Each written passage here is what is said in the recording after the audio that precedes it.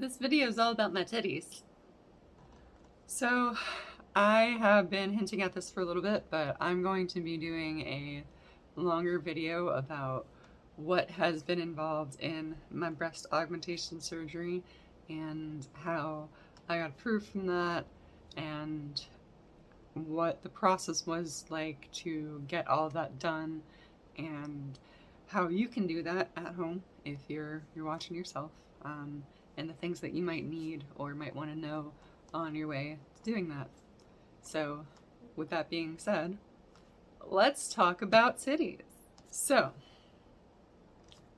today we are going to be starting with how you can go about the process of getting your insurance and getting the things that you need to actually start the process of getting your breast augmentation surgery. And with that being said, the main thing that you need is to either talk to someone who is knowledgeable about the Affordable Care Act and the healthcare marketplace, or just to do a lot of research yourself on what's available out there and what vouchers and subsidies are available to you. But for a lot of people, you can get a plan for like $80 a month, which is still a lot, but it's very doable. And if you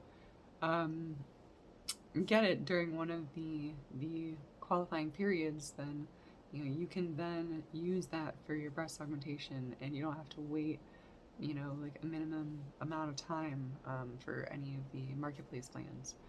So I think it's just really important to people know that that's available, and you don't have to have this for a whole year or a whole 2 years. You can go and get your insurance. Right now is actually open enrollment period until then, like middle of January or so. And if you do, in 3 months, you could have some titties. If you're really wanting that, or you could get your orchiectomy. There are a million different ways that you can go about doing this, but I think that just understanding that the only times that you can really take advantage of this and where you don't have to wait before your policy is activated is during these open enrollment periods, around December at the end of the year. And to just be aware of that, but if you can time it right, you can pay like $240 and your insurance would cover pretty much everything, except, you would be left with a max out of pocket and a deductible if your plan had one, but at the same time, that's going to be a lot less than if you were going to be doing it out of pocket. And on top of that, even if you do, have to pay that deductible, a lot of times you can get billed for it and pay it over time, and it's not something you have to pay right up front. So I think it's definitely worth it just for people to know that that's available. It's just a really big deal for me to be able to get this, and it's definitely worth it. If I had been able to, if I had had to go into a little bit of debt a couple years ago to get this, I think I still would have done that, and it still would have been worth it to me. But that being said, let's move on to the next part, which is actually finding a doctor. And I think that this is one of the most intimidating parts for a lot of people, because even with insurance, I didn't even know where to start. I didn't know how to look. I didn't know if people in my state would even have good doctors, if there were even doctors in my state that knew what I needed as a trans woman and would be able to provide that in surgery. But I think the most important thing is, even in the middle of the South, if I did enough digging, and I was able to find a surgeon for me that had experience in the field that I needed them to have experience in. And it took me calling like 40 or 50 places, like literally I put in plastic surgeons in Google, and I just went down the list and just started looking at every single plastic surgeon, and if they accept my insurance. And then that didn't really work out that well, I'm gonna be honest. It worked. I got one person out of that, actually, but that was the person that ended up not being such a good fit. I actually went to the third surgeon I talked to was the one I actually went to.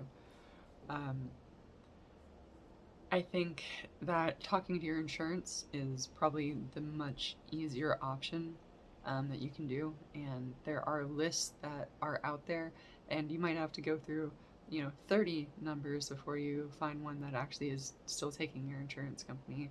Because I had to do that even on the list of pre-approved doctors on their website. But it's still a lot less of a process than like the 70 I had to call to find someone who was in network before that. Also, if you talk to them and you're having trouble finding someone in network, they have a team of specialists on staff that can go and find someone who can do the surgery and is qualified and the things that you need. And if they can't find someone for you, then they have to find someone out of your network that would still help you so you can go out of state at that point if you need to.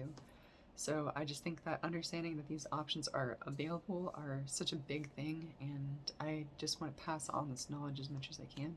Moving forward, we're going to talk about a little bit more about my experience with the surgery and how it affected me, and how I ended up choosing a surgeon after the three that I went to. So that being said, I went through three surgeons before I finally found